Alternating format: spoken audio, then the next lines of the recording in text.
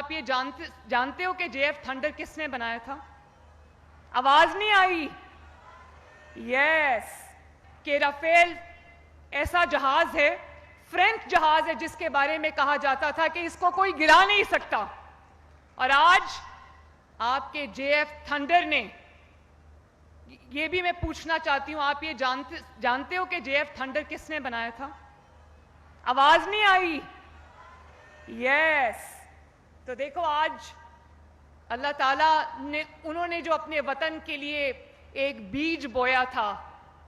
کئی سال پہلے، اور اس جہاز میں JF تھنڈر میں ان کی تصویریں بھی ہیں، ان کے بعد آنے والے حکمرانوں نے صرف ان کے بنائے ہوئے جہاز پہ اپنی تصویریں کھنچوائیں، لیکن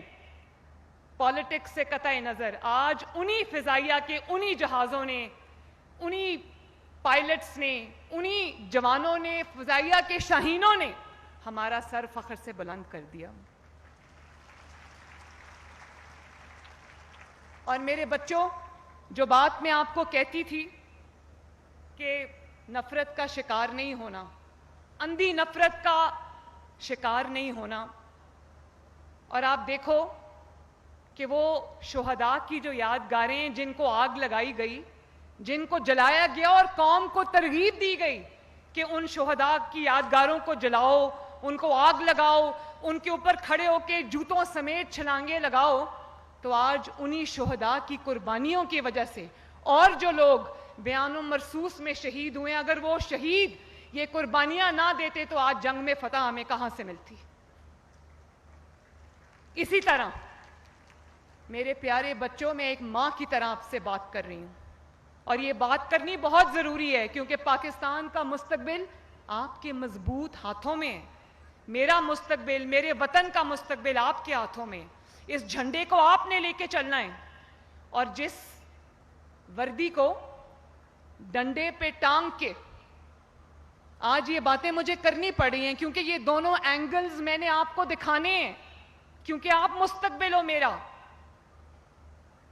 اسی وردی کو ڈنڈے پہ ٹانگ کے، اس وردی کی تضحیک کی گئی، اس ورزی کا مذاق اڑایا گیا، اور آج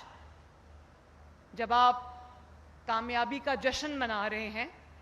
جب آپ ایک قوم بن کے پوری دنیا کے نقشے پہ ایک بار پھر ابھرے ہو، ایک کامیاب ملک بن کے، تو اس وردی کو پہن کے جو لوگ شہید ہوئے، جو فوجی سرحدوں پر کھڑے تھے، جو فوجیوں کے اوپر وہ ڈرون اٹیکس ہو رہے تھے، جو فوجیوں کے اوپر وہ میزل سے حملے ہو رہے تھے، وہ اسی وردی کو پہن کے ان فوجیوں نے کیے ہیں۔ اور میں CMH گئی لاہور میں پرسوں، جو ہمارے غازی ہیں، جو زخمی تھے، میں ان کی خبر پوچھنے گئی، تو ایک فوجی جوان مجھے کہتا ہے اس کے سر پہ چوٹ لگی تھی،